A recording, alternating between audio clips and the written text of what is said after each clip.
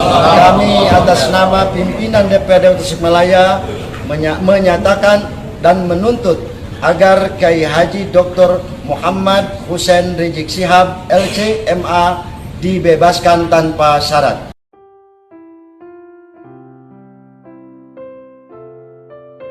Mau menanyakan video yang lagi rame sekarang diperbincangkan. Ini masalah Habib Rizik dibebaskan. Yang minta ini justru wakil-wakil rakyat, anggota-anggota DPR. Itu dari Bogor sama Tasikmalaya. Itu gimana menurut Abah? Sebenarnya harus dibedakan dulu. Ya. Selama ini terjadi pembodohan yang sangat luar biasa. Bahwa Rizik itu dianggap sebagai ahlul bait yang memiliki tradisi kesucian yang ditunjuk oleh Allah. Padahal tidak. Ahli bait itu hanya sampai kepada Sayyidina Hasan wa Husain atau sampai dengan Imam Mahdi. Ini yang penting. Sehingga tidak mungkin seorang yang Allah menugaskan risalah kenabian dan kesucian itu kepada orang yang tidak memiliki kesucian itu sendiri.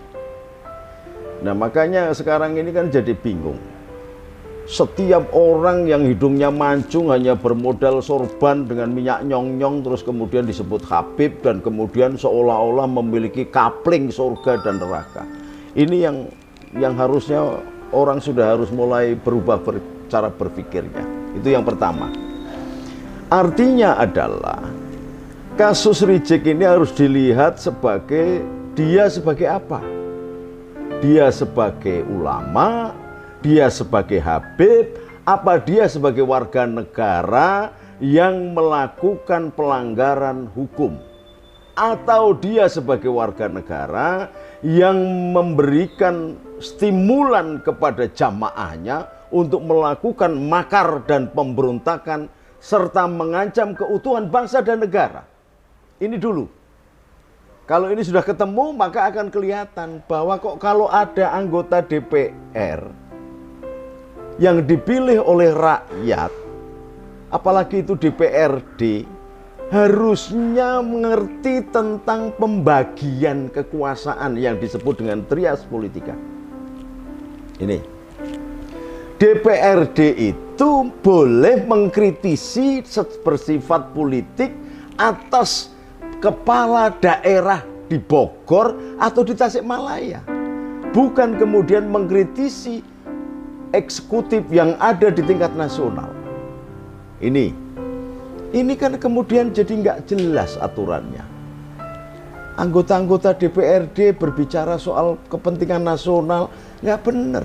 Rizik ini sudah jelas bahkan melahirkan sebuah korban yang sangat luar biasa di pihak kepolisian dan di pihak Rizik karena melakukan pembangkangan terhadap aturan yang diterapkan dalam minimal sebagai aturan nasional COVID-19. Pertama, dia lari dari rumah sakit di Bogor. Kemudian dia mengadakan upacara dengan mengundang puluhan ribu. Dan ternyata melahirkan klaster-klaster baru. Ini persoalannya. Lah kalau DPR mau minta, DPR ini bagian apa sih? DPR itu kalau dalam trias politika, dia legislatif.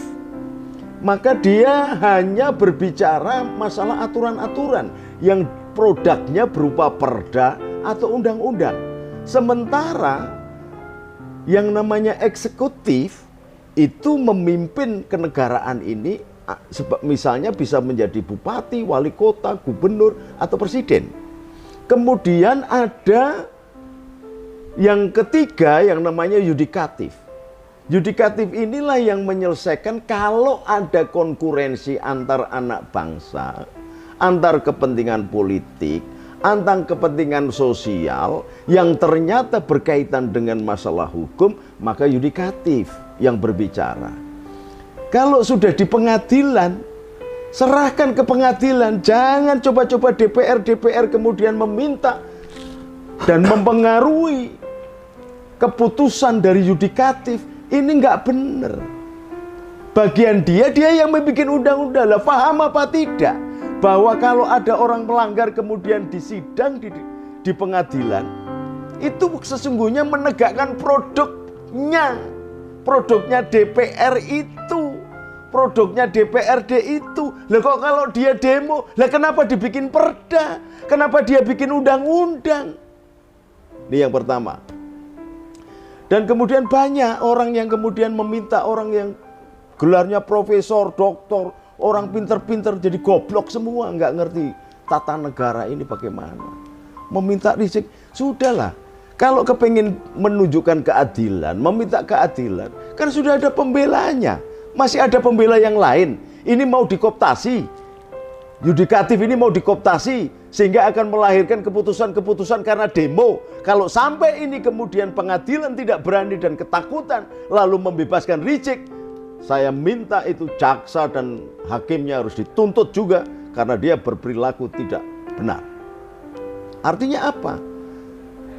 Biarlah pengadilan itu berjalan, hakim memiliki kewenangannya sebagai wakil Tuhan, jaksa menuntut, polisi menyajikan data, lalu pembela melakukan pembelaan. Selesai. Itu adalah sistem pengadilan yang sangat baik. Jangan kemudian dilakukan demo-demo sehingga membuat ketakutan jaksa dan hakimnya. Dan saya minta kepolisian dan TNI harus turun juga.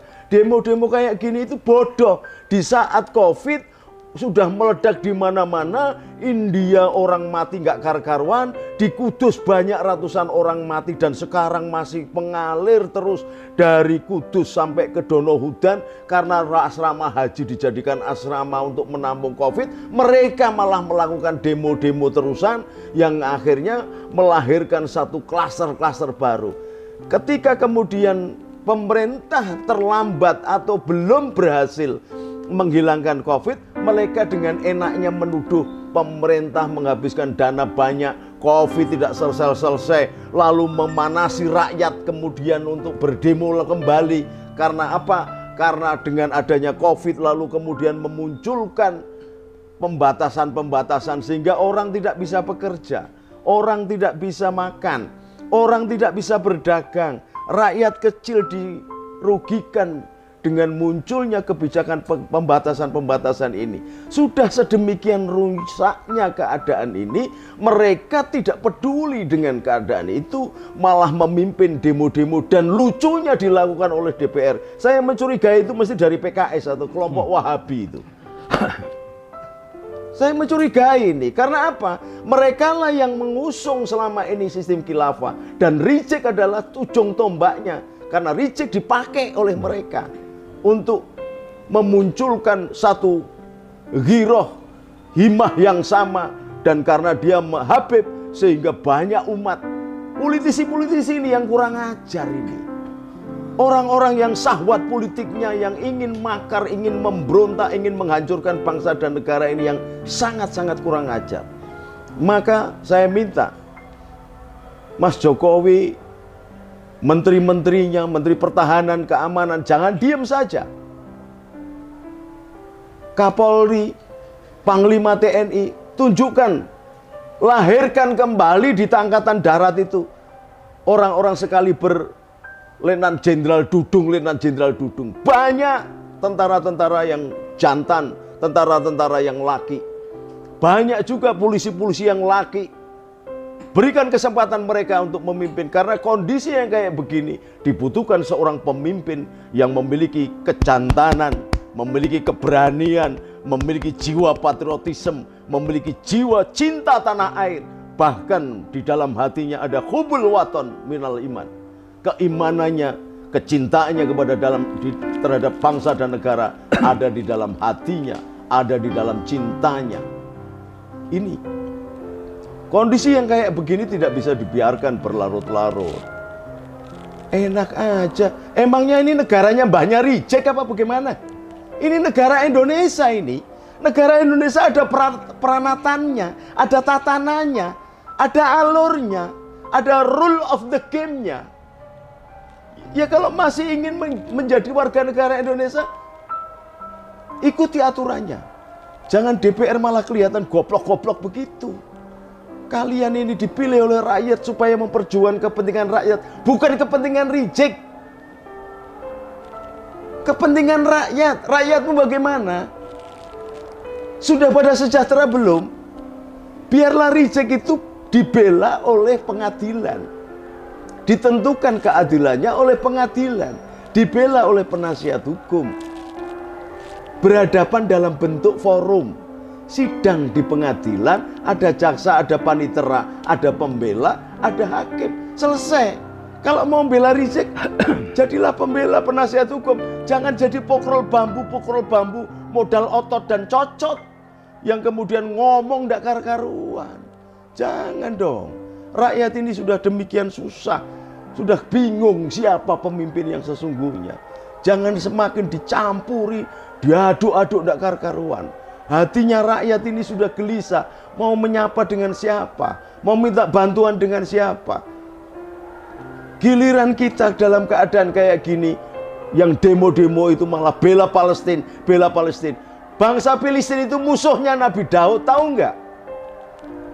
Babunya orang Palestina itu gajinya 7 juta. Tenaga kerja di Jakarta paling banyak itu 5 juta. Kalian minta sokongan kemana-mana kalau kamu serahkan ke Palestina. Itu saja sudah salah. Apalagi ternyata di Palestina itu ada faksi yang namanya PLO, ada faksi yang namanya Fatah. Faksi PLO dan Fatah ini bergabung memimpin Palestina, diganggu oleh Hamas. Hamas inilah yang menyerang faksi Fatah dan PLO, lalu menyerang Israel. Ini bukan pertarungan Israel dengan Palestina. Ini pertarungan Hamas yang teroris itu dengan Israel. Kalian campur adukkan itu, membodohi rakyat, meminta bantuan kemana-mana. Dan kemudian duitnya diserahkan kepada teroris. Sekarang dalam keadaan yang kayak begini, engkau bangkitkan kembali wahai DPRD. Engkau bangkitkan kembali kemarahan rakyat. Lalu engkau bikin penyakit-penyakit klaster-klaster, penularan COVID semakin banyak. Apa engkau tidak sadar bahwa rakyat ini sudah gelisah, bahwa rakyat ini sudah demikian parah untuk dipicu agar bergerak dan melakukan kekacauan? Harusnya DPRD itu sebagai istrinya bupati, istrinya wali kota dalam pemerintahan, karena suaminya adalah bupati dan wali kota, rembukan yang baik, mensejahterakan masing-masing. Ibda bin nafsi, diawali dari diri kalian, tanggung jawab kalian di kabupaten, di kota Madia masing-masing, bukan malah ngurusi persoalan reject kayak sampean ini ngerti hukum saja. Kalau memang ngerti hukum, silahkan jadi penasihat hukum dong. Jangan mengerahkan demo. Ini aturan apa? Lalu memaki-maki pejabat pemerintah, memaki-maki presidennya sendiri, memaki-maki kekuasaan pengadilan. Sampai ini ngerti politik apa enggak? Ngerti cara bernegara apa enggak sih? Gitu kok nyalon DPR gitu loh. Makin susah rakyat ini melihat pemimpin-pemimpin yang nggak ngerti belas terhadap tugas dan tanggung jawabnya terhadap bangsa dan negara. Harusnya sampean itu menjadi teladan. Summa ja'alnakum khulaifa fil ard linadhira kaifa ta'malun. Kulukum ra'in wa kulukum mas'ulun an ra'iyati. Setiap kalian adalah pemimpin dan setiap pemimpin akan dimintai pertanggungjawabannya. Kalian tanggung jawabnya di Ciamis, di Tasikmalaya, di Bogor. Bukan kemudian ngurusi urusan-urusan yang lain. Apa memang kurang kerjaan apa DPR ini ya sebenarnya? Heran saya ini. Makanya tolonglah rakyat yang agak cerdas lah. Orang-orang yang kayak begini ini kali lain nggak usah dipilih lah. Dan ini setiap saat orang-orang yang berfaham Wahabi ini di negara manapun selalu membuat kekacauan. Apalagi Wahabi kawin sama Khawarij, kemudian selingkuh sama HTI, sama FPI. Udah itu setan yang tampak manusia itu. Makanya Pak Polisi, Pak Tentara, Pak Presiden, dan seluruh gubernur harus tegas lah. Saat ini yang penting Indonesia dulu. Seluruh dunia saja sudah melahirkan korban yang demikian banyak. Jangan kemudian berperilaku seperti orang goblok, lalu menjerumuskan rakyat yang sudah kelaparan, yang sudah miskin, yang sudah kebingungan mana pemimpinnya, menjadi korban dari COVID. Ini nggak main-main loh. Seorang jenderal sudah dipilih sebagai komandannya untuk mencegah COVID ini terjadi. Jenderal itu. Dan ternyata sudah agak baikan. Kemarin kemudian muncul karena pada ngawur-ngawur, pada dablek-dablek, diminta untuk tidak halal bihalal, tidak mudik pada mudik, sehingga kayak di Kudus sehari meninggal puluhan bahkan ratusan. Kok nggak ngerti ya? Kalian-kalian ini bagaimana? Ngaku ulama, ngaku kiai, ngaku habib, bukannya bijaksana, malah jelomprong ke rakyatnya. Mbok mikir toh, sudahi sahwat politikmu. Kalau memang kepingin mau menurunkan Jokowi, ya nanti tahun 2024 kan Jokowi nggak usah diturunkan, turun sendiri. Kalau kalian mau kepingin jadi presiden, ya nanti 2024 jagomu mana? Siapkan sekarang. Bukan kemudian merebut kekuasaan dengan cara makar, dengan cara memberontak. Kalian ngakunya beragama Islam, tapi nggak sadar. Perintah Allah langsung atiullah wa atiur rasul wa ulil amri minkum. Maka kalau kalian furqah terhadap jamaah yang ada di negara Indonesia ini, yang dipimpin oleh presiden karena hasil kesepakatan konsensus nasional, sesungguhnya saya meragukan sampean ini sesungguhnya ngerti agama apa tidak. Makanya jangan hijrah, ngaji dulu. Hijrah apa gitu loh. Ngaji dulu. Jangan kemudian anak-anak orang Yaman yang muda-muda ngerti ilmu apa enggak, kamu dorong, kamu motivasi untuk menjadi habib-habib, hanya modal serban dan minyak nyong-nyong, ilmu ndak ngerti, lalu mukuli orang sak kepenae, maki-maki orang sak kepenae, mengkafir-kafirkan orang sak kepenae. Kalau saya presidennya, engkau mengkafirkan orang lain yang tinggal di negara Indonesia, yang dia memiliki agama selain Islam, engkau kafirkan, maka engkau akan aku tangkap. Karena apa? Indonesia sudah mengakui sekurang-kurangnya 6 agama. Maka orang yang sudah beragama tidak boleh dikafir-kafirkan, baik oleh undang-undang maupun oleh Al-Quran sendiri. Orang yang sudah memiliki agama tidak boleh dihambat untuk melakukan peribadatannya. Dan di mana disebut nama Allah, tidak boleh bangunan itu dirusak. Jangan semena-mena lah. Ini kemudian sudah begini, ketika nanti muncul penyakit, muncul macam-macam, engkau menyalahkan Mas Jokowi. Lembok yang adil gitu loh. Jadi pendekar kipas angin kok terus-terusan. Wong penjual sate aja kalau satenya sudah mateng selesai kok. Kamu nggak ngerti wayah, nggak ngerti empan papan kapan berhentinya. Sudahilah. Jangan sampai kemudian rakyat yang sudah tidak tahan menahan kemarahan melakukan pembantaian sebagaimana yang dilakukan oleh pemuda-pemuda NU dipimpin oleh bapak saya Kiai Munasir Ali di Mojosari, membantai PKI. Kalian ini barangkali PKI Arab itu yang tidak ngerti bagaimana berbangsa dan bernegara, tidak ngerti balas budi, tinggal di Indonesia, makan di Indonesia, hidup di Indonesia, kawin beranak di Indonesia, tetapi kalian anti Pancasila. Kalian anti aturan negara. Indonesia ini berdasarkan Pancasila, Bung. Dan Undang-Undang Dasar 45 yang dibagi kekuasaannya mengikuti trias politika. Maka kekuasaan legislatif, tidak boleh mengintervensi kekuasaan eksekutif. Sebaliknya, kekuasaan eksekutif tidak boleh mengintervensi kekuasaan yudikatif. Kekuasaan legislatif tidak boleh mengintervensi kekuasaan yudikatif.